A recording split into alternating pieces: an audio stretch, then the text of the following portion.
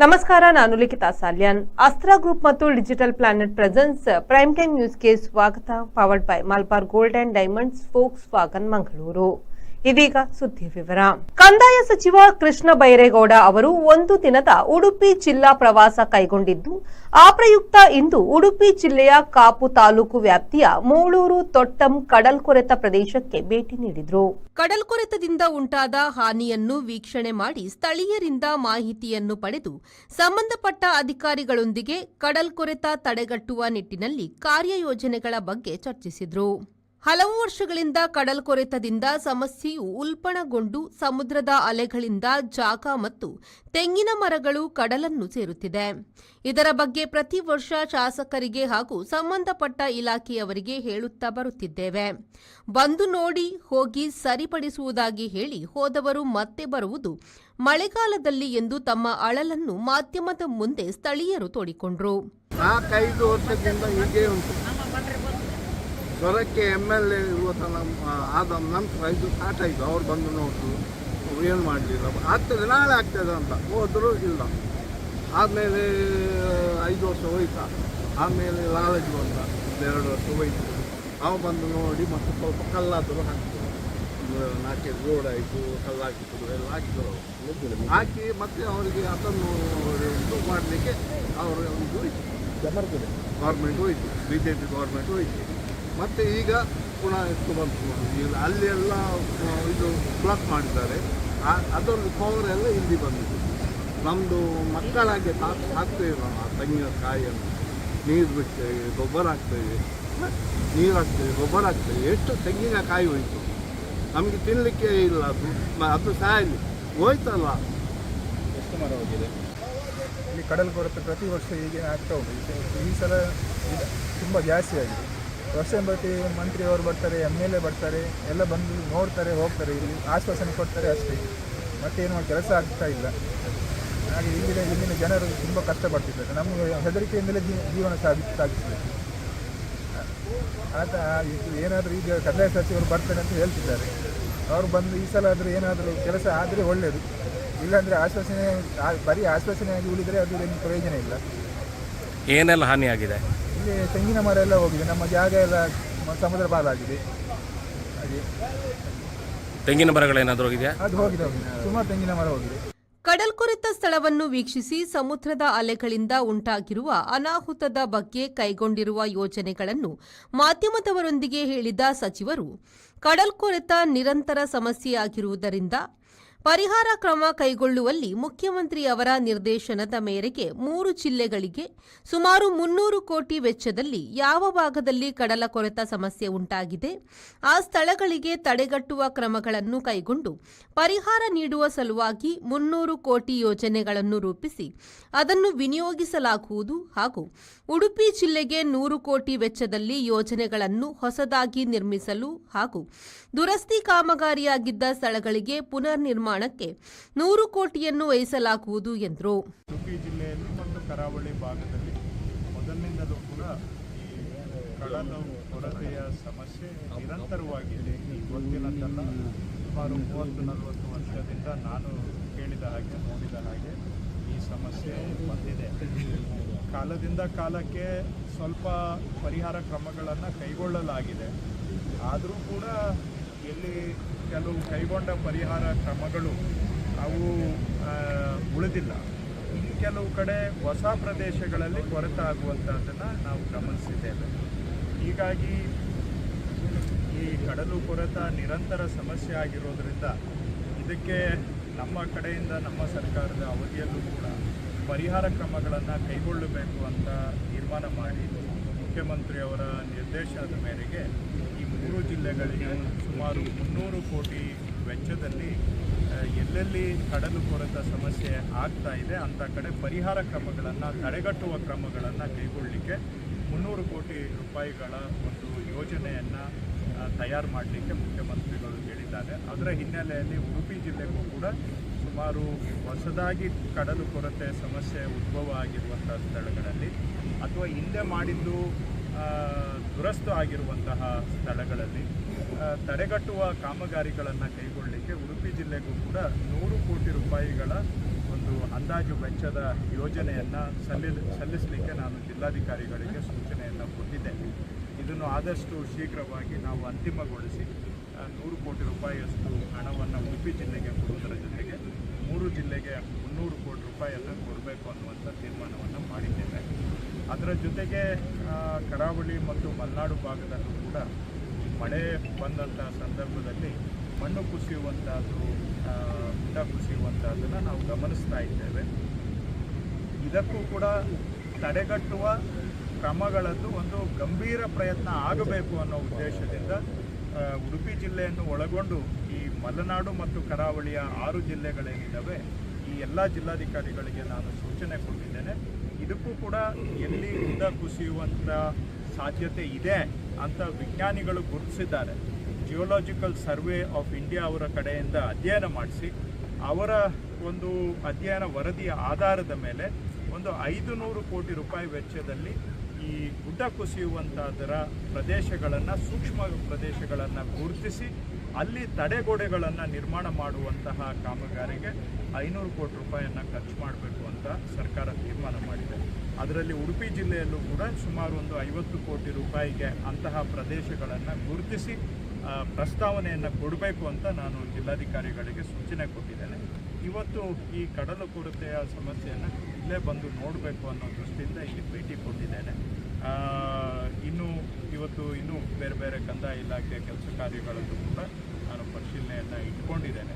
ಸಂಖ್ಯೆ ಉಳಿದಂಥ ವಿಷಯಗಳು ತಮ್ಮ ಜೊತೆಗೆ ಸಂಖ್ಯೆ ಹೇಳ್ತೇನೆ. ಸೊ ಉಡುಪಿ ಜಿಲ್ಲೆಗೆ ಕಡಲು ಕೊರೆತ ಸಮಸ್ಯೆ ಪರಿಹಾರಕ್ಕೆ ಒಂದು 100 ಕೋಟಿ ರೂಪಾಯಿ, ಗುಡ್ಡ ಕುಸಿಯುವಂಥದ್ದು ತಡೆಗಟ್ಟುವ ಕಾಮಗಾರಿಗಳಿಗೆ ಸುಮಾರು ಒಂದು 50 ಕೋಟಿ ರೂಪಾಯಿ, ಈ 150 ಕೋಟಿ ಪ್ರಸ್ತಾವನೆಯನ್ನು ಆದಷ್ಟು ಶೀಘ್ರವಾಗಿ ಸಲ್ಲಿಸಲಿಕ್ಕೆ ನಾನು ಜಿಲ್ಲಾಧಿಕಾರಿಗಳಿಗೆ ಈಗಾಗಲೇ ಸೂಚನೆ ಕೊಟ್ಟಿದ್ದೇನೆ.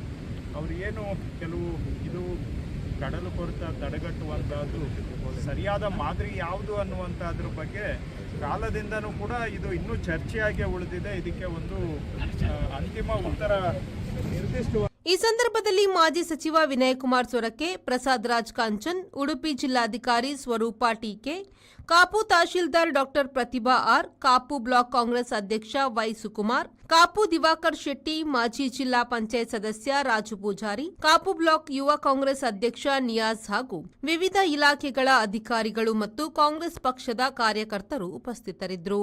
ರವಿರಾಜ್, ವಿ4 ನ್ಯೂಸ್, ಪಡುಬಿದ್ರಿ. ನಗರದ ಬನ್ನಂಜೆ ರಾಷ್ಟ್ರೀಯ ಹೆದ್ದಾರಿ 169A ಯಲ್ಲಿ ಯೂಟರ್ನ್ ವಿಸ್ತಾರಗೊಳಿಸಲು ಡಿವೈಡರ್ ಅಗೆದಿರುವ ವಿಚಾರದ ಬಗ್ಗೆ ನಗರಸಭೆಯ ಸಾಮಾನ್ಯ ಸಭೆಯಲ್ಲಿ ಭಾರೀ ಗದ್ದಲ ಸೃಷ್ಟಿಯಾಗಿ ಕೋಲಾಹಲ ಉಂಟಾಯಿತು. ಈ ಬಗ್ಗೆ ವಿಷಯ ಪ್ರಸ್ತಾಪಿಸಿದ ಸದಸ್ಯ ಟಿಜಿ ಹೆಗ್ಡೆ ಅವರು, ಬನ್ನಂಜೆ ಬಳಿ ಡಿವೈಡರ್ ಅಗೆದು ವಿಸ್ತಾರಗೊಳಿಸುವ ವಿಚಾರದಲ್ಲಿ ನಗರಸಭೆಯ ಮೇಲೆ ಭ್ರಷ್ಟಾಚಾರದ ಆರೋಪ ಬಂದಿದೆ. ಈ ಕುರಿತು ವೆಬ್ಸೈಟ್ ನ್ಯೂಸ್ ಸಾಮಾಜಿಕ ಜಾಲತಾಣದಲ್ಲಿ ಹರಿದಾಡುತ್ತಿದೆ. ಹೀಗಾಗಿ ಇದರಲ್ಲಿ ನಗರಸಭೆಯ ಪಾತ್ರವಿದೆಯಾ, ಜನಪ್ರತಿನಿಧಿಗಳ ಪಾತ್ರ ಇದೆಯಾ, ಡಿವೈಡರ್ ಅಗೆಯಲು ಪರ್ಮಿಷನ್ ಇತ್ತ, ಒಡೆದು ಹಾಕಲು ಕಾರಣ ಏನು ಎಂಬುದನ್ನು ಸ್ಪಷ್ಟಪಡಿಸಬೇಕು ಎಂದು ಆಗ್ರಹಿಸಿದರು. ಇದಕ್ಕೆ ಧ್ವನಿಗೂಡಿಸಿದ ಸದಸ್ಯೆ ಸವಿತಾ ಹರೀಶ್ ರಾಮ್ ಅವರು, ನಗರಸಭೆಯ ನಾಮನಿರ್ದೇಶಿತ ಸದಸ್ಯ ಸುರೇಶ್ ಶೆಟ್ಟಿ ಬನ್ನಂಚೆ ಅವರು ನಗರಸಭೆಯ ಮೇಲೆ ಭ್ರಷ್ಟಾಚಾರದ ಆರೋಪ ಹೊರಿಸಿದ್ದಾರೆ.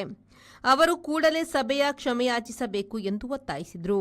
ಈ ವೇಳೆ ಎದ್ದು ನಿಂತು ಮಾತನಾಡಿದ ನಾಮನಿರ್ದೇಶಿತ ಸದಸ್ಯ ಸುರೇಶ್ ಶೆಟ್ಟಿ ಬನ್ನಂಚೆಯವರು, ನಾನು ಯಾವುದೇ ಗೋಣಿಚೀಲದ ಆರೋಪ ಮಾಡಿಲ್ಲ, ನಾನು ಯಾಕೆ ಕ್ಷಮೆ ಕೇಳಬೇಕು ಎಂದು ಉತ್ತರಿಸಿದರು. ಇದರಿಂದ ಕೆಂಡಾಮಂಡಲವಾದ ಆಡಳಿತ ಪಕ್ಷದ ಸದಸ್ಯರು ವಾಗ್ವಾದ ನಡೆಸಿದರು. ಬಳಿಕ ಆಡಳಿತ ಮತ್ತು ವಿಪಕ್ಷ ಸದಸ್ಯರ ಮಧ್ಯೆ ಪರಸ್ಪರ ಮಾತಿನ ಚಕಮಕಿ ಉಂಟಾಯಿತು. ಆಡಳಿತ ಪಕ್ಷದ ಸದಸ್ಯರು ಸದನದ ಬಾವಿಗಿಳಿದು ಕ್ಷಮೆಯಾಚನೆಗೆ ಪಟ್ಟು ಹಿಡಿದರು. ಈ ವೇಳೆ ನಾಮನಿರ್ದೇಶಿತ ಸದಸ್ಯರ ಪರವಾಗಿ ವಿರೋಧ ಪಕ್ಷದ ನಾಯಕ ರಮೇಶ್ ಕಾಂಚನ್ ಕ್ಷಮೆಯಾಚನೆ ನಡೆಸಿದರು.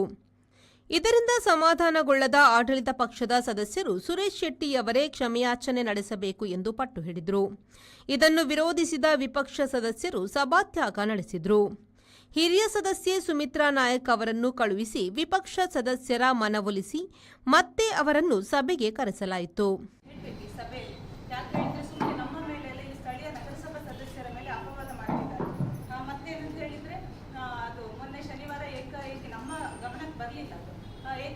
ಏಕಾಏಕಿ ಅಲ್ಲಿ ಡಿವೈಡರ್ ಅನ್ನು ಹೊರತಾಕಿದ್ದಾರೆ. ಇದಕ್ಕೆ ಏನು ಕಾರಣ? ಇದು ಸೋಷಿಯಲ್ ಮೀಡಿಯಾದಲ್ಲಿ ಏನೇನೋ ಒಂದು ಅಸಂಬದ್ಧ ಹೇಳಿಕೆಗಳನ್ನು ನೀಡ್ತಿದ್ದಾರೆ. ಎಲ್ಲಿ ಅಂತ ಪ್ಲೇಸ್ ಹೇಳಿದ್ರು, ಇದು ಜಯಲಕ್ಷ್ಮಿ ಎದುರುಗಡೆ ನಮ್ಮ 160. ಅದನ್ನೆಲ್ಲ ಸೇರಿಸಿಕೊಂಡು ಒಂದು ಹೊಸ ಗ್ರಹ ಮಾಡಿದಾರಂತೆ ನಗರಸಭೆಯವರು. ಇವತ್ತು ಈ ಮಾಧ್ಯಮದವರ ಮುಖೇನ ಹೇಳ್ತೇನೆ, ನಗರಸಭೆಯಲ್ಲಿ ಎಲ್ಲಿಯಾದ್ರೂ ಇವತ್ತು ಸಂಚಾರಕ್ಕೆ ಯೋಗ್ಯವಾದ ರಸ್ತೆಗಳಿದ್ರೆ ಅದು ನಮ್ಮ ನಗರಸಭಾ ನಿಧಿಯಿಂದ, ಅದು ನಗರಸಭೆಯಿಂದ. ಅದನ್ನು ಯಾವುದೋ ಇವರು ಯಾವುದೋ ಒಂದು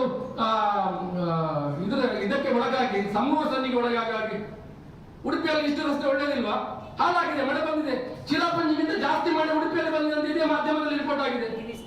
ಪ್ರಾಕೃತಿಕ ವಿಕೋಪದಿಂದ ರಾಜ್ಯ ಸರ್ಕಾರದಿಂದ ಎಷ್ಟು ಬಂತು? 15 ದಿವಸ ಬೇಗ ಮಳೆ ಬಂದಿದೆ. ಇದನ್ನೆಲ್ಲವನ್ನು ನಿಭಾಯಿಸಿ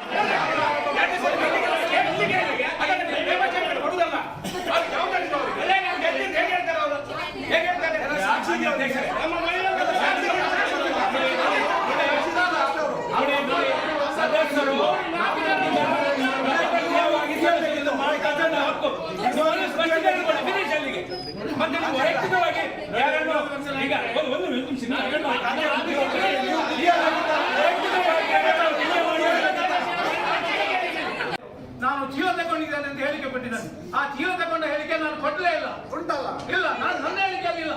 ನೀವು ಯಾವ ಹೇಳಿಕೆಯನ್ನು ಕೊಟ್ಟಿದ್ದೀರಿ? ಯಾವ ಹೇಳಿಕೆ ಕೊಟ್ಟಿದ್ದೀರಿ? ನೋಡಿ, ಈ ನಗರಸಭೆ ಒಂದು ಗ್ರೂಪ್ ಇದೆ, ನಗರಸಭೆ ಒಂದು ಗ್ರೂಪ್ ಇದೆ. ಅದು ತುಂಬಾ ಬಾರಿ ನಾವು ನಿಮ್ಮಲ್ಲಿ ಕೇಳ್ಕೊಂಡಿದ್ದೇವೆ. ಆ ನಗರಸಭೆ ಗ್ರೂಪ್ ಇರುವಂತದ್ದು ನಗರಸಭೆಯ ಡೆವಲಪ್ಮೆಂಟ್ ವಿಚಾರದ ಬಗ್ಗೆ ಇನ್ಫಾರ್ಮೇಶನ್ ಕೊಡುವ ಬಗ್ಗೆ.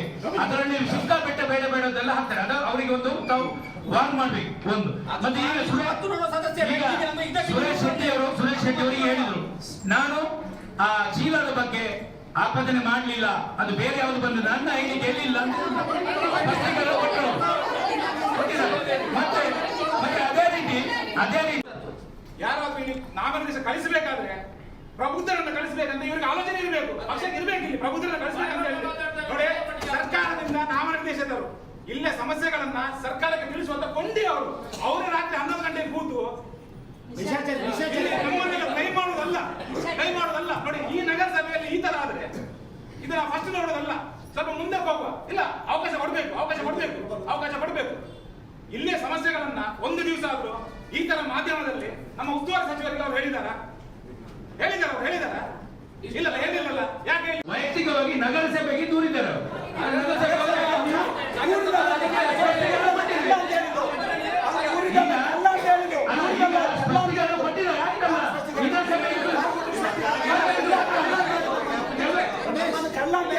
ನಾನು ಬಂದಲ್ಲ ನಿಮ್ಮ ಜೊತೆಗೆ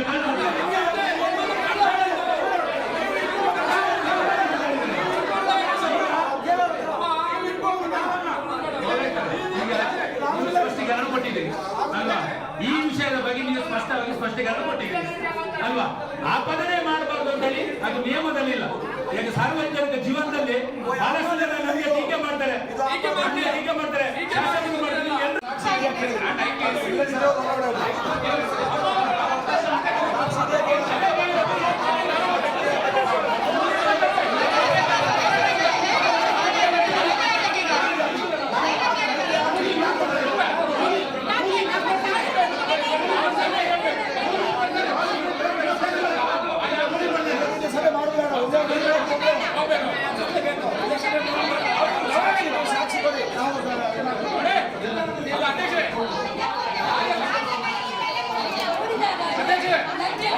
ಸರ್ಕಾರ ನಡೆಸಿದವರನ್ನ ಜವಾಬ್ದಾರಿ ಇರಬೇಕು ಅವರಿಗೆ.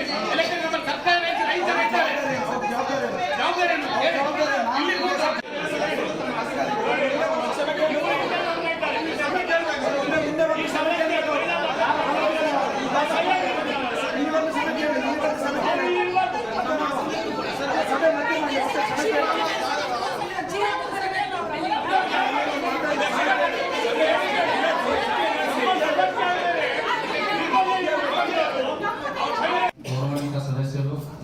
ಸದಸ್ಯರು ಸಭೆಯ ಡೆಕೋರಮ್ ಅನ್ನ ಕಾಪಾಡಬೇಕಂತೇಳಿ ಮೊದಲನೇದಾಗಿ ವಿನಂತಿಕೊಳ್ಳುತ್ತೇನೆ. ಈಗ ನಾವು 4ನೇ ಶನಿವಾರ ರಜೆ ಇದ್ದದ್ರಿಂದ ನಮಗೂ ಒಂದು ಪತ್ರಕರ್ತರೆಲ್ಲ ಕಾಲ್ ಮಾಡಿದ್ರು. ಈ ರೀತಿ ಜಯಲಕ್ಷ್ಮಿ ಸಿಲ್ಕ್ಸ್ ಅಂತ ಒಂದು ಶಾಪ್ ಇದೆ, ಅದರ ಮುಂದ್ಗಡೆ ಡಿವೈಡರ್ ಇದೆ, ಆ ಡಿವೈಡರ್ ಅನ್ನ ನಗರಸಭೆ ವತಿಯಿಂದ ತೆಗೆಸ್ತಾ ಇದ್ದೀರಾ ಏನಂತ ನಮಗೆ ಪ್ರಶ್ನೆ ಮಾಡಿದ್ರು. ಆಕ್ಚುಲಿ ನಾವು ನಗರಸಭೆಯಿಂದ ಆ ರೀತಿ ಆ ಡಿವೈಡರ್ ನ ತೆಗಿಲಿಕ್ಕೆ ಯಾವುದೇ ಅನುಮತಿ ನಮ್ಮ ಸಿಬ್ಬಂದಿ ಆಗಿರ್ಬೋದು ಅಥವಾ ನಮ್ಮ ಗಾಡಿ ವೆಹಿಕಲ್ಗಳಾಗಿರ್ಬೋದು ಯಾವುದನ್ನು ಕಳಿಸಿಲ್ಲ. ನಮ್ಮ ಕಡೆಯಿಂದ ಪರ್ಮಿಷನ್ ತಗೊಂಡಿಲ್ಲ. ನಾವು ತಕ್ಷಣನೇ ಮತ್ತೆ ನಮ್ಮ ಎಲ್ಲ ಸಿಬ್ಬಂದಿ ಅಧೀನ ಸಿಬ್ಬಂದಿಗಳನ್ನು ಕೇಳ್ಕೊಂಡೇವೆ, ನಾವು ಅಧಿಕಾರಿಗಳು ಕೇಳ್ಕೊಂಡೇವೆ. AW ಅವರಾಗಿರ್ಬೋದು, ಎನ್ವಿರಾನ್ಮೆಂಟಲ್ ಇಂಜಿನಿಯರ್ ಆಗಿರ್ಬೋದು, ಹಾಗೂ ಅಧ್ಯಕ್ಷರನ್ನು ನಾವು ಕೇಳಿದ್ವಿ. ಅಧ್ಯಕ್ಷರು ಏನಾದರೂ ಈ ರೀತಿ ಏನಾದರೂ ಇದೆಯಾ ಅಥವಾ ನೀವೇನಾದರೂ ಹೇಳಿದ್ರ ಅಂತ. ಇಲ್ಲ, ನಾವು ಆ ರೀತಿ ಏನು ಹೇಳಿಲ್ಲ ಅಂತ. ಈ ವಿಷಯದಲ್ಲಿ ನಗರಸಭೆಯ ಪಾತ್ರವು ಕಿಂಚಿತ್ತೂ ಇಲ್ಲ. ಈ ಸಭೆ ಗಮನಕ್ಕೆ ಈ ವಿಷಯದಲ್ಲಿ ನಗರಸಭೆಯ ಪಾತ್ರವು ಕಿಂಚಿತ್ತೂ ಇಲ್ಲ. ಹಾಗೆ ಈ ಒಂದು ಮತ್ತೆ ಇದು ಯಾರು ಮಾಡಿಸಿದ್ರು ಅಂತ ಹೇಳಿ ಅಥವಾ ಯಾರೋ ಪ್ರೈವೇಟ್ ಪರ್ಸನ್ಸ್ ಮಾಡಿದ್ರ ಏನಂತ ನಾವು ಕೇಳಲಿಕ್ಕೆ ನಾವು ನಮ್ಮ ಇಂಜಿನಿಯರು ಹೈವೇ ಇಂಜಿನಿಯರ್ ಅವರಿಗೆ ಮಾತಾಡಿದ್ರು. ಅವ್ರು ಮಾತಾಡಿದಾಗ ತಿಳಿಸಿದ್ದೇನೆಂದ್ರೆ ನಮ್ಮ ನ್ಯಾಷನಲ್ ಹೈವೇ ಇಂಜಿನಿಯರ್ಸ್ ಇದು ಸಾರ್ವಜನಿಕರಿಂದ ನಮಗೆ 7ನೇ ತಾರೀಕು ಒಂದು ಈ ರೀತಿ ಡಿವೈಡರ್ ನ ಓಪನ್ ಮಾಡಿದ್ರೆ ನಮಗೆ ಟ್ರಾಫಿಕ್ ತೊಂದರೆ ನಿವಾರಣೆ ಆಗ್ತದೆ ಅಂತೇಳಿ ಅವರು ಅಲ್ಲಿನ ಸಂಬಂಧಿಸಿದ ಪೊಲೀಸ್ ನಿರೀಕ್ಷಕರಿಗೆ ಸರ್ಕಲ್ ಇನ್ಸ್ಪೆಕ್ಟರ್ ಅವರಿಗೆ ಒಂದು ರಿಕ್ವೆಸ್ಟ್ ಮಾಡಿದ್ರು. ಆ ಸರ್ಕಲ್ ಇನ್ಸ್ಪೆಕ್ಟರ್ ತಮ್ಮ ಆ ಒಂದು ಪತ್ರವನ್ನ ಅವರು ಇದನ್ನ ತೆಗೆದ್ರೆ ಒಳ್ಳೇದಾಗ್ತದೆ ಅಂತ ಅವರೊಂದು ನೋಟ್ ಹಾಕಿ ಮಾನ್ಯ SP ಸಾಹೇಬ್ರಿಗೆ ಕಳಿಸಿದ್ದಾರೆ. SP ಸಾಹೇಬರು ಹೈವೇದಾಗಿ ಬರೆದಿದ್ದಾರೆ ಇದನ್ನ ಎಷ್ಟು ಮೀಟರ್ ಇದೆಯಲ್ಲ ಇದು ಇನ್ನೊಂದು ಸ್ವಲ್ಪ ಎಕ್ಸ್ಟೆಂಡ್ ಮಾಡಿ ಓಪನ್ ಮಾಡಿದ್ರೆ ಟ್ರಾಫಿಕ್ ಸಮಸ್ಯೆ ನಿವಾರಣೆ ಆಗ್ತದಂತೆ ಮಾನ್ಯ SP ಸಾಹೇಬರು ಹೈವೇ ಅಥಾರಿಟಿಗೆ ಪತ್ರ ಬರೆದ್ರಿಂದ ಅವರು ಅದನ್ನ ಹೈವೇ ಅಥಾರಿಟಿಯಿಂದ ಆ ಒಂದು ಡಿವೈಡರ್ ನ ತೆಗೆಸಿದ್ದಾರೆ. ಇದು ನಗರಸಭೆಯಿಂದ ಯಾವುದೇ ಅನುಮತಿ ಆಗಿರ್ಬೋದು ಅಥವಾ ನಮ್ಮ ವೆಹಿಕಲ್ ನಮ್ಮ ಸಿಬ್ಬಂದಿ ಇದರಲ್ಲಿ ಯಾವುದೂ ಇನ್ವಾಲ್ವ್ಮೆಂಟ್ ಇಲ್ಲ ಅಂತ ನಾನು ಈ ಸಂದರ್ಭದಲ್ಲಿ ಹೇಳಲಿಕ್ಕೆ ಇಷ್ಟಪಡ್ತೀನಿ. ಅದೇ ರೀತಿಯಾಗಿ ಮಾನ್ಯ ಸದಸ್ಯರು ಇಲ್ಲಿ ಒಂದು ಪ್ರಶ್ನೆಯನ್ನ ಕೇಳಿದ್ರು. ಇದರಲ್ಲಿ ಏನು ಈ ರೀತಿ ಏನೋ ಹಣ ತಗೊಂಡು ಇದನ್ನು ಮಾಡಿದ್ರೆ ಅಥವಾ ಆ ರೀತಿ ಬಿಂಬಿತ ಪತ್ರಿಕೆಗಳಲ್ಲಿ ಬಂದಿದೆ ಅಂತೇಳಿ ಅದಕ್ಕೂ ಆಕ್ಚುಲಿ ಆ ರೀತಿ ಬರೀಬಾರ್ದಾಗಿತ್ತು. ನಾವು ಮತ್ತೆ ವಿಷಯ ವ್ಯಕ್ತಪಡಿಸ್ತೀವಿ. ಈ ರೀತಿ ಆಗ್ಬಾರ್ದಾಗಿತ್ತು. ನಮ್ಮ ಮತ್ತೆ ಯಾಕೆ ಶಬ್ದ ಅವರು ಹೇಳ್ಕೊಳ್ತಾರೆ ನಾನು ವಿರೋಧ ಪಕ್ಷ ನಾಯಕ ಇಲ್ಲ ಇದು ಯಾಕೆ ಅದು ನಮ್ಮ ನಾಟಕ ಮಾಡೋದು ನಮ್ಮನ್ನು ಮಂಗೆ ಮಾಡೋದ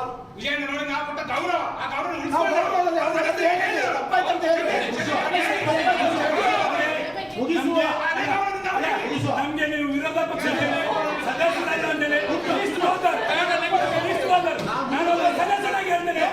ನಾನೊಬ್ಬ ಸದಸ್ಯನಾಗಿ ಹೇಳ್ತೇನೆ. ನಿಮ್ಮ ನಾಮಿನೇಟ್ ಬರುವಾಗ ನಿಮ್ಮ ಅವಧಿಯಲ್ಲಿ ಅಧ್ಯಕ್ಷರೇ ನಾಮಿನೇಟ್ ಬಂದಾಗ ಬಹಳಷ್ಟು ವಿಷಯ ಹೇಳ್ತಾರೆ. ಆವಾಗ ಅವ್ರಿಗೆ ಅವಕಾಶ. ಈಗ ನಮ್ಮ ಸದಸ್ಯರು ಇದು ಯಾವ ಸಂತತಿ ನಮ್ಮ ಮಹಿಳೆ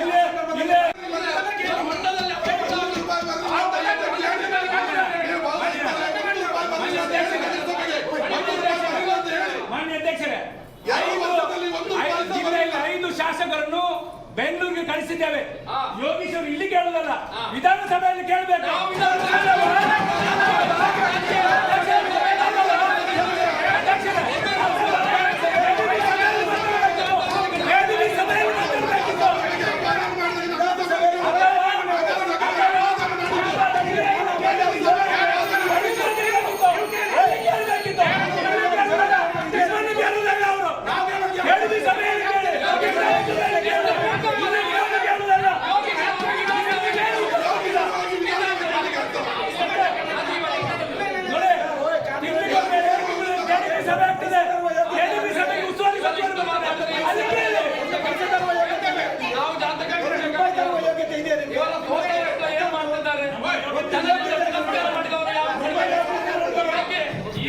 ಡಿವೈಡರ್ಗೆ ಮೂಲ ಕಾರಣ ಜನರಿಂದ ತಿರಸ್ಕೃತ ನಾಯಕರು ನೆನಪಿಟ್ಕೊಳ್ಳಿ.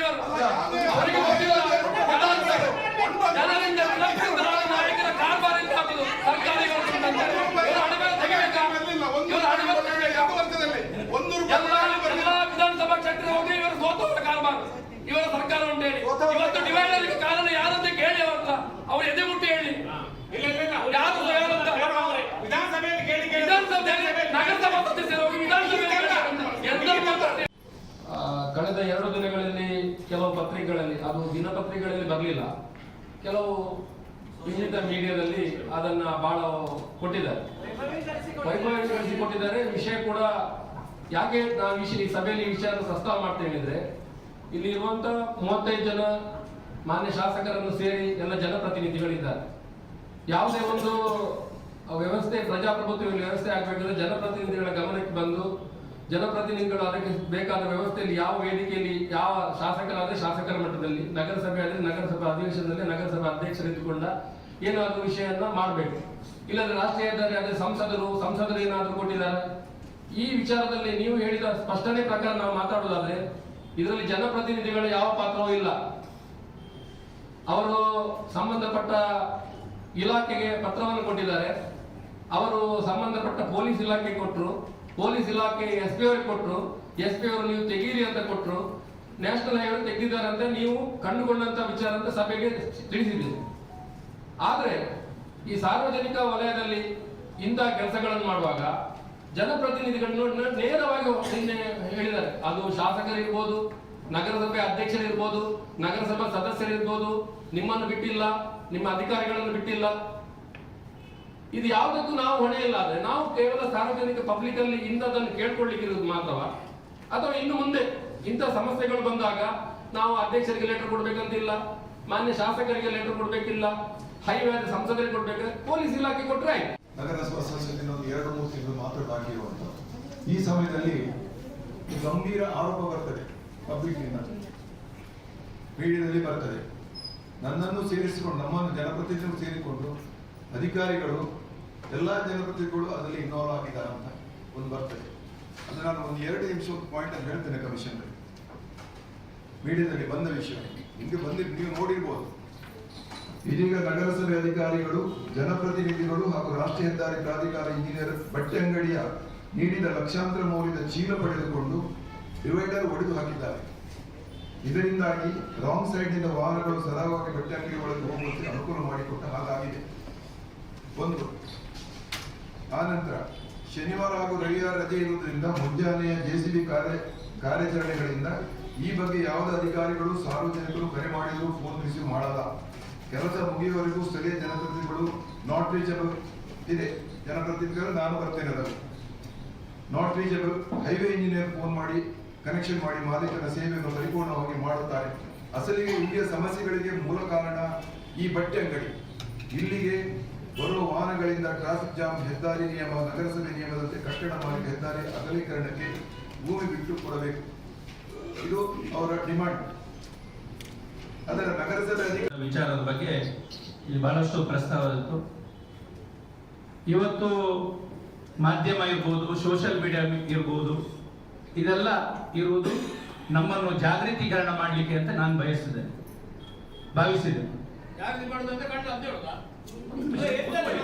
ಒಂದು ನಿಮಿಷ ಕೂತ್ಕೊಳ್ಳಿ. ಅಪವಾದ ಮಾಡೋದು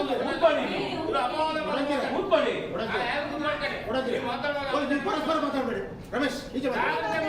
ಅವರಿಗೆ ಹೇಳ್ಬೇಕು, ಈಚೆ ಮಾತಾಡಿ. ಈಗ ಬನ್ನಂಜೆಯ ಸರ್ಕಲ್ ಬಗ್ಗೆ ಇರ್ಬೋದು, ಅಥವಾ ದೊಡ್ಡನಗುಡ್ಡೆ ಸರ್ಕಲ್ ಬಗ್ಗೆ ಇರ್ಬೋದು, ಅಥವಾ ಅಂಬಲ್ಪಾಡಿ ಹೈವೇ ಬಗ್ಗೆ ಇರ್ಬೋದು, ಅಥವಾ ಪರ್ಕಲ ರಸ್ತೆ ಇರ್ಬೋದು, ಹೀಗೆ ಬಹಳಷ್ಟು ದಿನದಿಂದ ಈಗೆಲ್ಲ ವಿಚಾರದ ಬಗ್ಗೆ ಸೋಷಿಯಲ್ ಮೀಡಿಯಾ ಬರ್ತದೆ. ಸೋಷಿಯಲ್ ಮೀಡಿಯಾ ಇರುವುದೇ ಅದಕ್ಕೋಸ್ಕರ. ಹಾಗಂತ ಹೇಳಿ ನೇರವಾಗಿ ಒಬ್ಬ ವಿರೋಧ ಪಕ್ಷದಲ್ಲಿ ಇರುವವರನ್ನು ಒಂಥರ ಒಂಥರ ಅವರನ್ನು ಅವರ ಬಾಯಿಂದ ಬಂದು ಇದು ತಪ್ಪು. ಈಗ ನಾನು ಒಂದು ನಿಮಿಷ ನಿಲ್ಲಿಯಪ್ಪ, ನಾನು ಹೇಳ್ತೇನೆ, ನಾನು ಒಂಚೂರು ಮಾತಾಡ್ತೇನೆ. ಈಗ ವಿರೋಧ ಪಕ್ಷ ಸದಸ್ಯರಾಗಿ ನಾನು ಇಲ್ಲಿ ಕೆಲಸ ಮಾಡ್ತೇನೆ. ನಾನು ಹಲವು ಬಾರಿ ನಗರಸಭೆಯಲ್ಲಿ ತೊಂದರೆ ಆದಾಗ ಅಥವಾ ಬೇರೆ ಯಾವುದೋ ಉಡುಪಿ ನಗರದಲ್ಲಿ ತೊಂದರೆ ಆಗಿದೆ ನಾನು ಮಾತಾಡ್ತೇನೆ. ಅವ್ರು ಹೇಳಿಕೆ ಸರಿ ಇದೆಯಾ? ಒಂದು ನಿಮಿಷ ಅಲ್ಲಿ ಬರ್ತೇನೆ. ಈಗ ನಮ್ಮ ನಾಮನಿಂದ ಸದಸ್ಯರು ಇದರ ಬಗ್ಗೆ ಟೀಕೆಯನ್ನು ಮಾಡಿದ್ದಾರೆ, ಆಪಾದನೆಯನ್ನು ಮಾಡಿದ್ದಾರೆ. ಒಂದು ನಿಮಿಷ ಅಧ್ಯಕ್ಷರೇ, ಒಂದು ನಿಮಿಷ ಮಾಡಿದ್ದಾರೆ. ಅದು ಮಾಡಬಾರ್ದು ಅಂತ ಹೇಳಿ ಇಲ್ಲಿ ಕಾನೂನಲ್ಲಿ ಇಲ್ಲ, ಮಾಡ್ಬೋದು. ಆದ್ರೆ ಅವರು ಒಂದು ನಿಮಿಷ ನಾನು ಮಾತಾಡ್ತೇನೆ. ಈಗ ಅವರು ಹೊಸಬರಾಗಿದ್ದಾರೆ, ಅವ್ರು ಗೊತ್ತಿಲ್ಲದೆ ಇರ್ಬೋದು. ಆದ್ರೆ ಅವರಿಗೆ ಈ ಸಲಹೆಯಲ್ಲಿ ನಾವು ತಿಳಿ ಹೇಳುವಂತ ಕೆಲಸ ನಾವು ಪೌರೈತರು ಮಾಡ್ಬೇಕು. ಹಾಗಂತೇಳಿ ಈಗ ನಾನು ವಿರೋಧ ಪಕ್ಷ ನಾಯಕ ಇದ್ದೇನೆ. ಈಗ ಶಾಸಕರು ಬೆಳಿಗ್ಗೆ ಎದ್ರೆ ಸರ್ಕಾರಕ್ಕೆ ಬೈತಾರೆ, ನಾವು ಕೇಂದ್ರ ಸರ್ಕಾರ ಬೈತೇವೆ. ಇದು ತಪ್ಪು, ಅವ್ರ ಮೇಲೆ ಕ್ಷಮೆ ಕೇಳಬೇಕು, ಅವರನ್ನು ವಜಾ ಮಾಡಿ. ಇದು ಯಾವ ರೀತಿ ಈ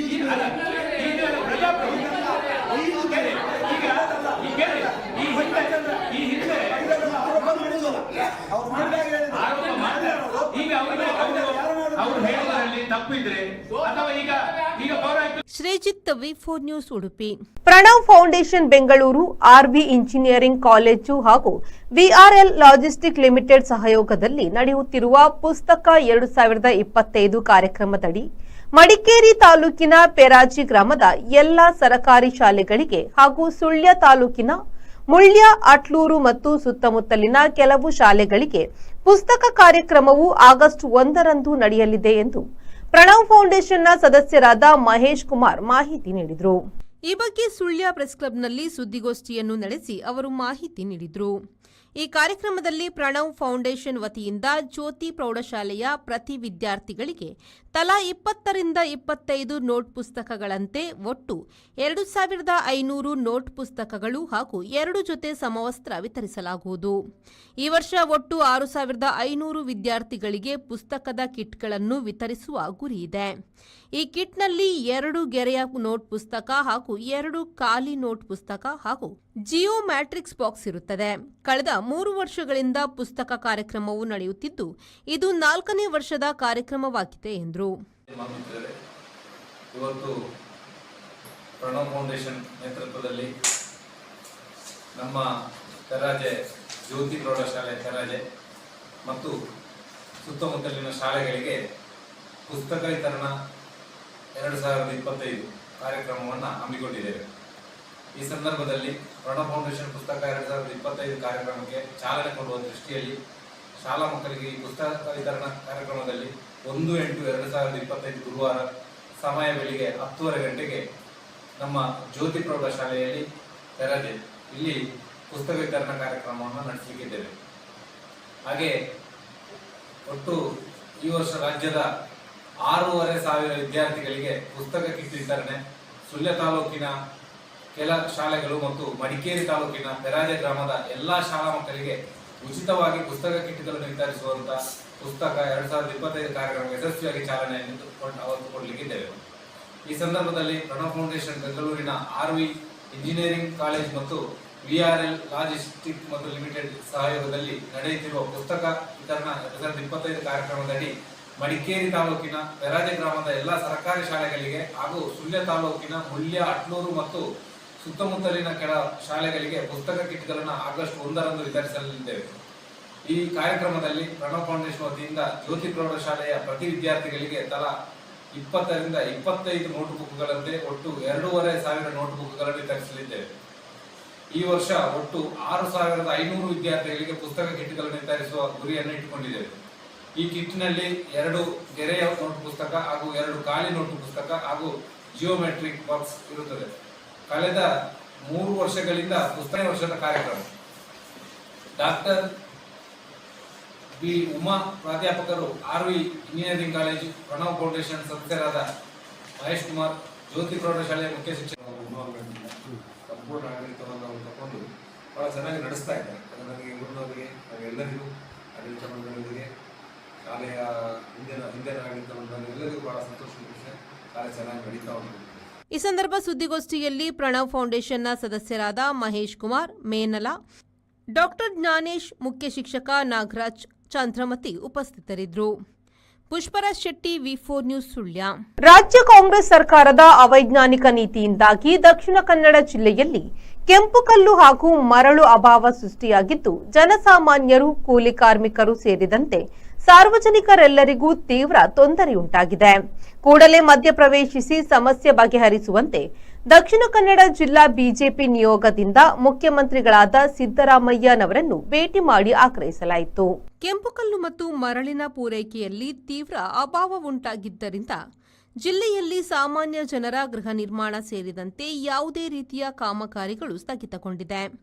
ಇದು ನಮ್ಮ ಜಿಲ್ಲೆಯ ಆರ್ಥಿಕತೆಗೂ ಹೊಡೆತ ನೀಡಿದ್ದು ಸಾವಿರಾರು ಕಾರ್ಮಿಕರ ಬದುಕು ದುಸ್ತರಗೊಂಡಿದೆ. ಹಾಗಾಗಿ ಕೂಡಲೇ ಮುಖ್ಯಮಂತ್ರಿಗಳು ಈ ಬಗ್ಗೆ ಗಮನ ಹರಿಸುವಂತೆ ನಮ್ಮೆಲ್ಲರ ಆಗ್ರಹವಾಗಿದೆ. ಈ ಸಂದರ್ಭದಲ್ಲಿ ಗಣಿ ಮತ್ತು ಭೂ ವಿಜ್ಞಾನ ಇಲಾಖೆಯ ಕಾರ್ಯದರ್ಶಿಗಳಾದ ಹಿರಿಯ IAS ಅಧಿಕಾರಿ ಸಮೀರ್ ಶುಕ್ಲಾ ಅವರನ್ನು ಸಹ ಭೇಟಿ ಮಾಡಿ ಜಿಲ್ಲೆಯಲ್ಲಿ ಜನಸಾಮಾನ್ಯರು ಅನುಭವಿಸುತ್ತಿರುವ ಸಮಸ್ಯೆಯ ಬಗ್ಗೆ ವಿವರಿಸಿ ಸೂಕ್ತ ಕ್ರಮ ಕೈಗೊಳ್ಳುವಂತೆ ಮನವಿ ಮಾಡಲಾಯಿತು. ಈ ಸಂದರ್ಭದಲ್ಲಿ ಬಿಜೆಪಿ ಜಿಲ್ಲಾಧ್ಯಕ್ಷರಾದ ಸತೀಶ್ ಕುಂಪಲ, ಸಂಸದರಾದ ಕ್ಯಾಪ್ಟನ್ ಬ್ರಿಜೇಶ್ ಚೌಟಾ ಸೇರಿದಂತೆ ಶಾಸಕರು, ಜಿಲ್ಲಾ ಪ್ರಧಾನ ಕಾರ್ಯದರ್ಶಿಗಳಾದ ಯತೀಶ್ ಆರ್ವರ್, ಮಾಧ್ಯಮ ಪ್ರಕೋಷ್ಠದ ಸಂಚಾಲಕ ವಸಂತ್ ಜೆ ಪೂಜಾರಿ ಮೊದಲಾದವರು ಉಪಸ್ಥಿತರಿದ್ದರು. Bureau report, V4 news, Bengaluru.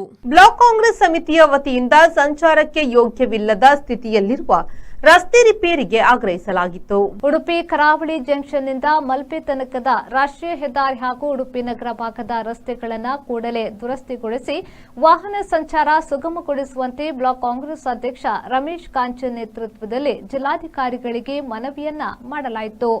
ಹಾಗೆಯೇ ಉಡುಪಿಯ ಹಲವಾರು ಪ್ರಮುಖ ಸಮಸ್ಯೆಗಳ ಬಗ್ಗೆ ಜಿಲ್ಲಾಧಿಕಾರಿಗಳಿಗೆ ಮಾಹಿತಿ ನೀಡಿ ಆ ಸಮಸ್ಯೆಗಳನ್ನು ಬಗೆಹರಿಸಲು ಕ್ರಮ ಕೈಗೊಳ್ಳುವಂತೆ ವಿನಂತಿಸಲಾಯಿತು.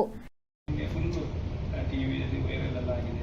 ಮತ್ತು ವಿಶೇಷವಾಗಿ ಶಾಸಕರ ಮನೆಗೆ ಬರುವ ದಾರಿ ಅಜ್ಜರ್ಗಡ ಆಸ್ಪತ್ರೆ ಬರುವಂಥದ್ದು ಮೊನ್ನೆ ಡಾಮರೀಕರಣ ಫೇವರ್ ಬಿನ್ಸ್ ಆದದ್ದು ಎಲ್ಲ ಎದುರಿತು. ಅಂದರೆ ಆ್ಯಕ್ಚುಲಿ ಯಾವ ರಸ್ತೆ ಡಾಮರೀಕರಣ ಆಗ್ತದೆ ಫೇವರ್ ಬಿನ್ ಅವರಿಗೆ ಒಂದು 1 ವರ್ಷ ಮೇಂಟೆನೆನ್ಸ್ ಇದೆ, ಆದ್ರೂ ಕೂಡ ಎದ್ದು ಹೋಗಿದೆ. ಅದು ಯಾಕೆ ಹಾಗೆ ಆಯಿತು ಗೊತ್ತಿಲ್ಲ. ಮತ್ತು ಎಲ್ಲ ಕಡೆ ನಿಮಗೆ ಗೋಪುರದಿಂದ ಒಳಗೆ ಬರುವಾಗ ಮತ್ತು ನೀವು ಬ್ರಹ್ಮಗಿರಿಯಿಂದ SP ಆಫೀಸ್ ಬರುವಂಥದ್ದು ಹೊಂಡ ತುಂಬ ಕಡೆ ಕೆಟ್ಟು ಹೋಗಿದೆ. ಮತ್ತೆ ಹೈವೇಯಿಂದ ನಾವು ಶಾರದಾ ಹೋಟೆಲಿಂದ ಹೈವೇಯಿಂದ ಬಂದು ರೆಡ್ ರೂಟಿಗೆ ಬರ್ತದೆ ಶಾಮಿಲಿ ಪಕ್ಕದಲ್ಲಿ, ಅಲ್ಲಿ ಅಂತೂ ಯಾವಾಗಲೂ ಹೆವಿ ವೆಹಿಕಲ್ ಬಂದು ಸರ್ವಿಸ್ ರಸ್ತೆ ಬರ್ತದೆ. ಹಾಗೆ ಎಲ್ಲ ರಸ್ತೆ ಕೆಟ್ಟು ಹೋಗಿದೆ. ತಕ್ಷಣ ತಾವು ಏನಾದರೂ ಅದಕ್ಕೆ ಪರಿಹಾರ ಮಾಡಬೇಕು. ನಾಳೆ ನಾವು ಸಾಮಾನ್ಯ ಸಭೆಯಲ್ಲಿ ಕೂಡ ನಾನು ಮಾತಾಡ್ತೇನೆ. ಅದು ನಮ್ಮ ಲೆವೆಲಲ್ಲಿ ಈಗ ಹೇಳಿದರೆ ಮಳೆಗಾಲ ಹಾಗೆ ಅಂತ ಹೇಳ್ತಾರೆ. ಆದರೆ ಮೊನ್ನೆ ರಾಜ್ಯಪಾಲರು ಬರುವಾಗ ಸ್ವಲ್ಪ ಮಟ್ಟಿಗೆ ಬೆಟ್ ಮಿಕ್ಸ್ ಎಲ್ಲ ಮಾಡಿ ಸ್ವಲ್ಪ ಮಟ್ಟಿಗೆ ಸಮಾಧಾನ ಅಂತ ಮಾಡಿದ್ದಾರೆ.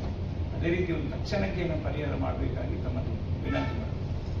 ಈ ಸಂದರ್ಭದಲ್ಲಿ ಕಾಂಗ್ರೆಸ್ ಪಕ್ಷದ ಮುಖಂಡರಾದ ಗಣೇಶ್ ನೆರ್ಗಿ, ಚಂದ್ರಮೋಹನ್, ಸತೀಶ್ ಕೊಡವೂರು ಮತ್ತಿತರರು ಉಪಸ್ಥಿತರಿದ್ದರು.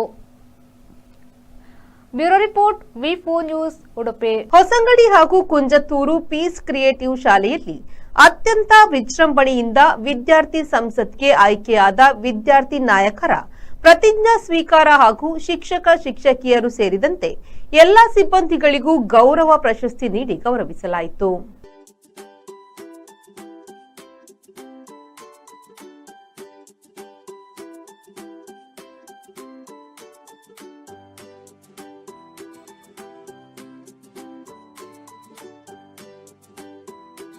ಶಾಲೆಗಳಲ್ಲಿ ವಿದ್ಯಾರ್ಥಿ ನಾಯಕರ ಆಯ್ಕೆ ಮತದಾನದ ಮೂಲಕ ಸಾಗಿದ್ದು, ಮಕ್ಕಳಿಗೆ ಚಿಕ್ಕನಿಂದಲೇ ಚುನಾವಣಾ ಮಜಲುಗಳನ್ನು ಅರಿಯಲು ಮಾಡಿದ ಶಾಲೆಯ ಈ ಕ್ರಮ ಶ್ಲಾಘನೆಗೆ ಕಾರಣವಾಗಿತ್ತು.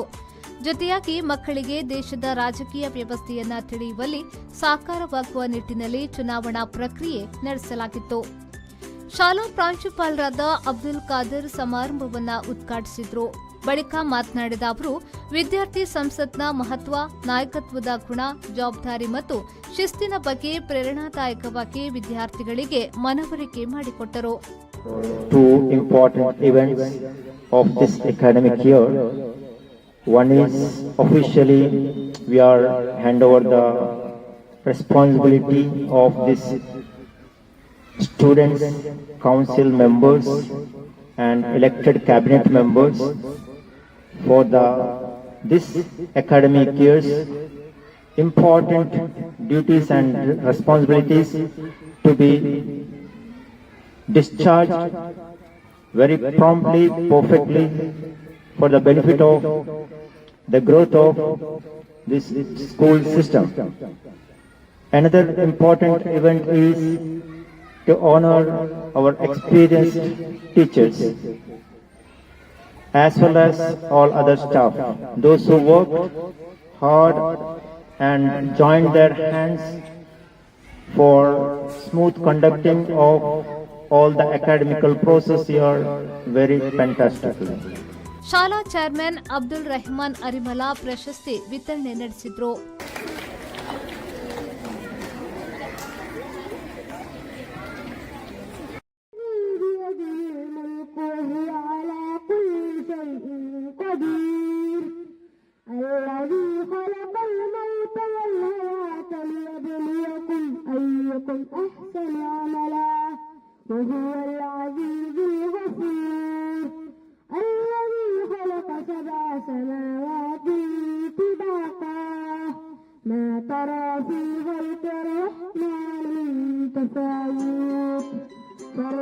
ಬಳಿಕ ಶಾಲಾ ವಿದ್ಯಾರ್ಥಿ ಸಂಸತ್ಗೆ ಆಯ್ಕೆಯಾದ ವಿದ್ಯಾರ್ಥಿಗಳಿಗೆ ಖಾತೆಗಳ ಹಂಚಿಕೆಯನ್ನ ಮಾಡಿ ಆಯಾ ವರ್ಷದ ಶಾಲಾ ಜವಾಬ್ದಾರಿ ನೀಡಲಾಯಿತು.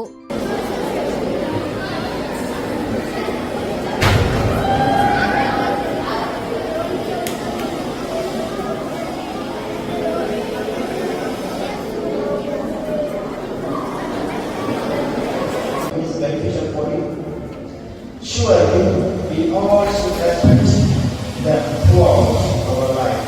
This school experience you won't get in your family life. The parents can't share all.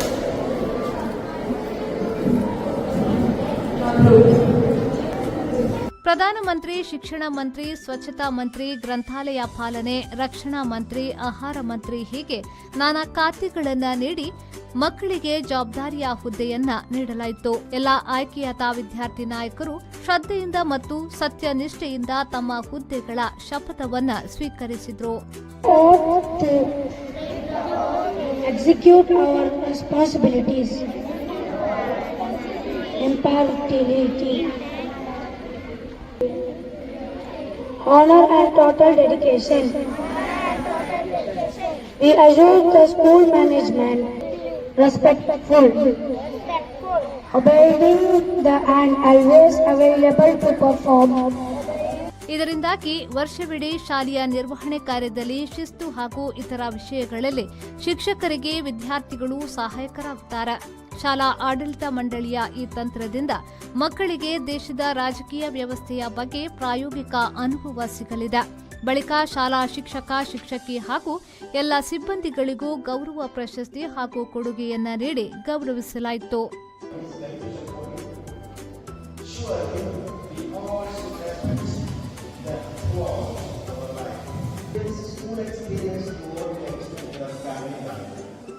The parents can't share what teaches as such a scientific things to us. Where there is no science in Islam, everything is scientific. Understand what is proof, we can reveal it. I'm telling you here, my dear students, this leadership is an opportunity, great opportunity. You can gain good reward from Allah subhanahu wa ta'ala. If you serve more and more, more and more responsibility, you are an eligible and time person for the highest reward.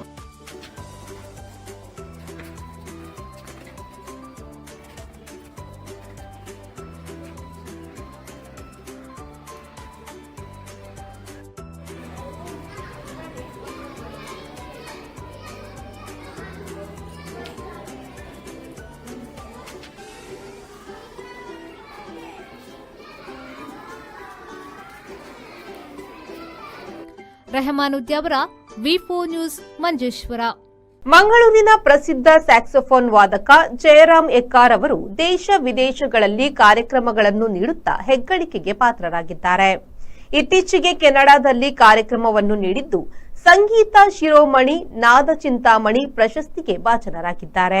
ಸಂಗೀತ ಕ್ಷೇತ್ರದಲ್ಲಿ ಮಹೋನ್ನತ ಸಾಧನೆ ಮಾಡಿರುವ saxophone ವಾದಕ Jayaram ಎಕ್ಕಾರ್ ಅವರು ಹಲವಾರು ಕಾರ್ಯಕ್ರಮಗಳನ್ನು ನೀಡುವ ಮೂಲಕ ಜನರ ಮನಸ್ಸನ್ನು ಗೆದ್ದಿದ್ದಾರೆ. ಶ್ರೀ ವರಸಿದ್ಧಿ ವಿನಾಯಕರ್ ದೇವಸ್ಥಾನದ ವಿಶೇಷ ಗೌರವ ಪ್ರಶಸ್ತಿಯಾದ ಸಂಗೀತ ಶಿರೋಮಣಿ ಪ್ರದಾನ ಮಾಡಿದ್ದಾರೆ. ಅಂತೆಯೇ ಕೆನಡಾದ ಕಂದಸ್ವಾಮಿ ದೇವಸ್ಥಾನದಲ್ಲಿ ನಡೆದ ಫೆಸ್ಟಿವಲ್ನಲ್ಲೂ ನಾದ ಚಿಂತಾಮಣಿ ವಿಶೇಷ ಗೌರವಕ್ಕೆ ಪಾತ್ರರಾಗಿದ್ದಾರೆ. ವಿಶೇಷ ಗೌರವಕ್ಕೆ ಪಾತ್ರರಾದ ಸ್ಯಾಕ್ಸೋಫೋನ್ ವಾದಕ ಜಯರಾಮ್ ಎಕ್ಕಾರ್ ಅವರಿಗೆ ಅಭಿನಂದನೆಗಳ ಮಹಾಪೂರ ಹರಿದು ಬಂದಿದೆ. ಬ್ಯೂರೋ ರಿಪೋರ್ಟ್ ವಿ4 ನ್ಯೂಸ್ ಮಂಗಳೂರು. ಮಂಗಳೂರಿನ ಸೇಂಟ್ ಅಲೋಷಿಯಸ್ ಪರಿಗಣಿತ ವಿಶ್ವವಿದ್ಯಾಲಯದ school of arts and humanities ವಿಭಾಗದ ವತಿಯಿಂದ ಅಂತರ್ ಕಾಲೇಜು ಅರ್ಥಶಾಸ್ತ್ರ ಕೌಶಲ್ಯೋತ್ಸವ ಕೌಶಲ್ಯದಿಂದ ಸಮೃದ್ಧಿ ಎಂಬ ಕಾರ್ಯಕ್ರಮವು ನಡೆಯಿತು.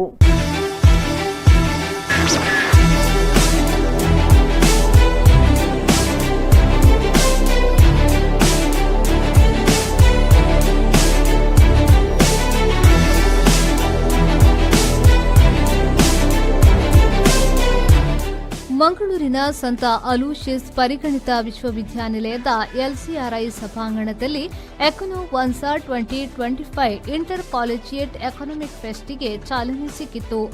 ಗಣ್ಯರು ಅಧಿಕೃತವಾಗಿ ಚಾಲನೆಯನ್ನ ನೀಡಿದರು.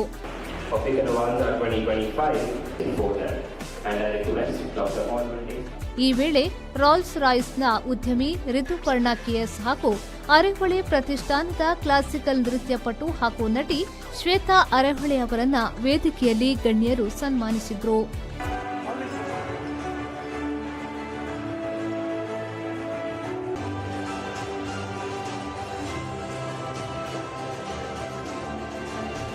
ಸನ್ಮಾನ ಸ್ವೀಕರಿಸಿ ಮಾತನಾಡಿದ ರಿತುಪರ್ಣ ಕೆಎಸ್ ಅವರು, ಉದ್ಯೋಗವನ್ನ ನಾವು ಹುಡುಕಿಕೊಂಡು ಹೋಗಬೇಕು, ಆಗ ಮಾತ್ರ ಒಂದು ಉತ್ತಮ ಕೆಲಸ ಸಿಗುತ್ತೆ ಎಂದು ಹೇಳಿದರು. ಇನ್ನು ಘನತ್ಯಾಜ್ಯದ ಬಗ್ಗೆ ಮಾಹಿತಿ ನೀಡಿದ ಅವರು, ದಕ್ಷಿಣ ಕನ್ನಡ ಜಿಲ್ಲಾಧಿಕಾರಿಗಳ ಕಾರ್ಯಕ್ರಮದಲ್ಲಿ ಭಾಗವಹಿಸಿ ಘನತ್ಯಾಜ್ಯ ನಿರ್ವಹಣೆಗಾಗಿ ಮೊಬೈಲ್ ಆಪ್ ತಯಾರಿಯಲ್ಲಿ ಕೆಲಸ ಮಾಡಲಾಗಿದೆ. ಆ ಯೋಜನೆಯು ಆಗಿನ ಜಿಲ್ಲಾಧಿಕಾರಿ ಮುಲೈ ಮುಗಿಲನ್ ಎಂಪಿ ಅವರಿಂದ ಮೆಚ್ಚುಗೆಗೂ ಪಾತ್ರವಾಯಿತು ಎಂದು ಹೇಳಿದರು. Choose engineering. Good engineering is fun. You can have lots of fun. That's what my dad told.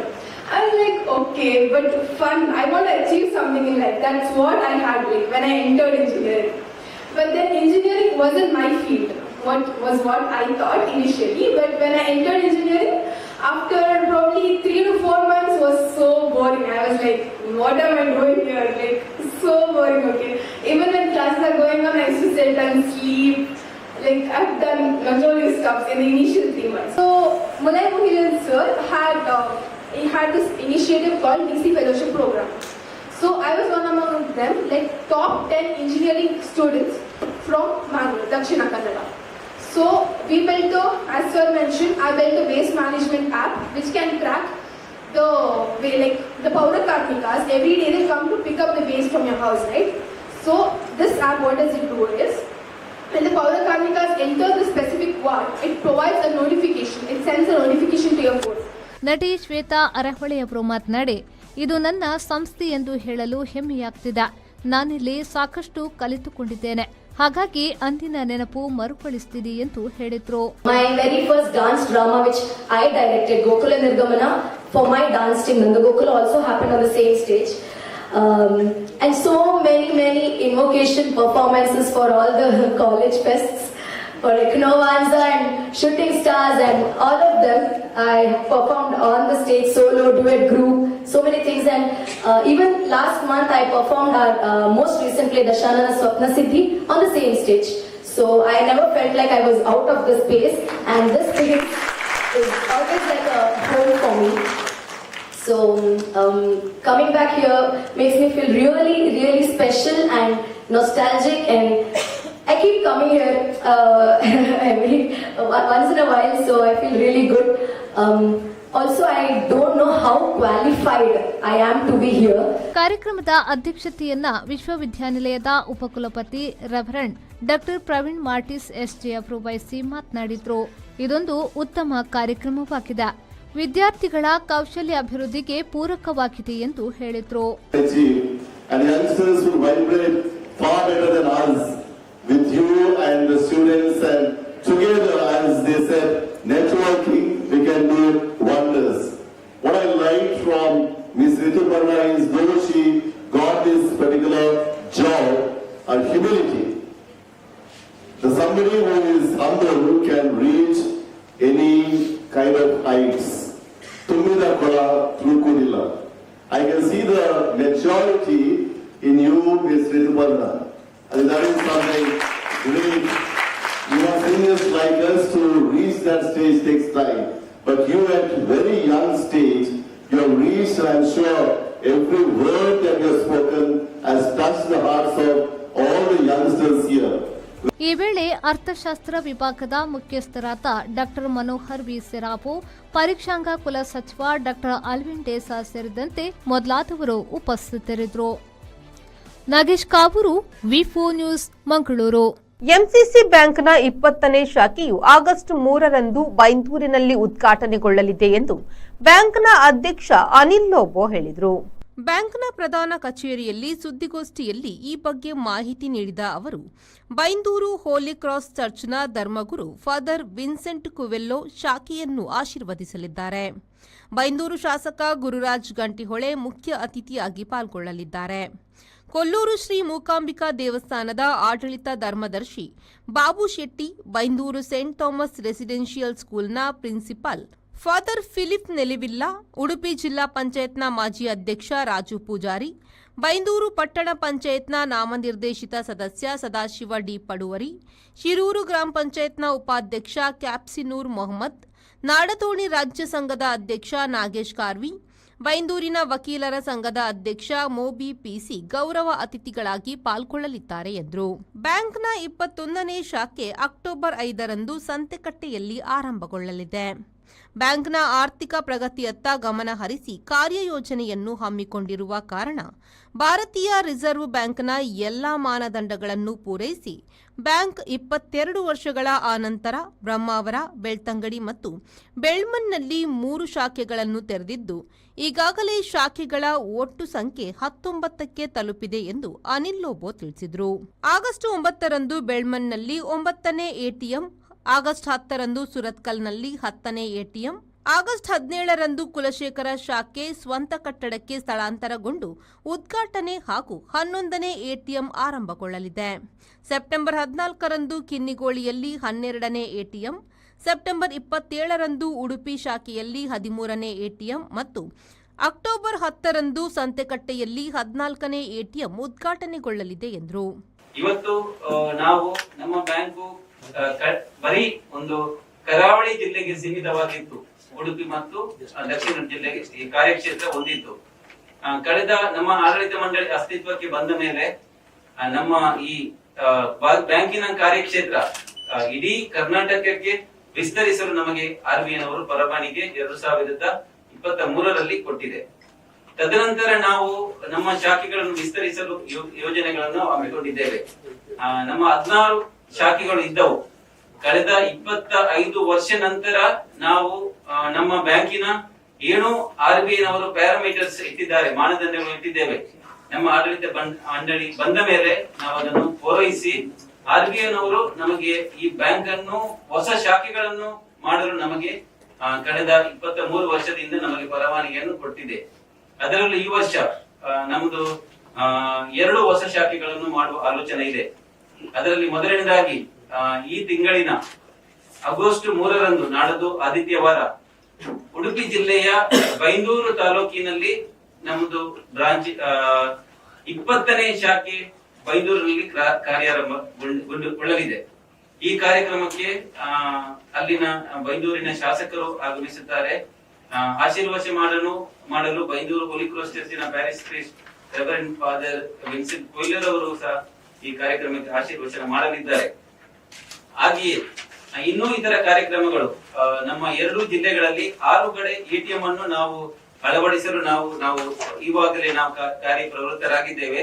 ಅದನ್ನು ಸಹ 9 ತಾರೀಕಿಗೆ ಎಟಿಎಂ 9ನೇ ಎಟಿಎಂ ಬೆಳ್ಮಾಡ್ನಲ್ಲಿ ಉದ್ಘಾಟನೆಗೊಳ್ಳಲಿದೆ. 10ನೇ ಎಟಿಎಂ ಸುರತ್ಕಲ್ ಶಾಖೆಯಲ್ಲಿ ನಾವು ಉದ್ಘಾಟನೆಗೊಳ್ಳಲಿದೆ. 11ನೇ ಎಟಿಎಂ ಉಡುಪಿಯಲ್ಲಿ, 12ನೇ ಎಟಿಎಂ ಕುಲಶೇಖರದಲ್ಲಿ, 13ನೇ ಎಟಿಎಂ ಸಂತೆಕಟ್ಟೆಯಲ್ಲಿ, 14ನೇ ಎಟಿಎಂ ಉಡುಪಿಯಲ್ಲಿ. ಹೀಗೆ 6 ಕಡೆ ಹೊಸ ಎಟಿಎಂಗಳನ್ನು ನಾವು ಅಳವಡಿಸಲು ನಾವು ಉದ್ಘಾಟನೆಗೊಳ್ಳಲಿದೆ ಮುಂದಿನ ತಿಂಗಳಲ್ಲಿ. ಹಾಗೆಯೇ 21ನೇ ಶಾಖೆ ಸಂತೆಕಟ್ಟೆ ವಿಲಾಗ್ರೀಸ್, ಉಡುಪಿ ಜಿಲ್ಲೆಯ ಸಂತೆಕಟ್ಟೆ ವಿಲಾಗ್ರೀಸ್ 21ನೇ ಶಾಖೆ ಅಕ್ಟೋಬರ್ 5ರಂದು ಉದ್ಘಾಟನೆಗೊಳ್ಳಲಿದೆ.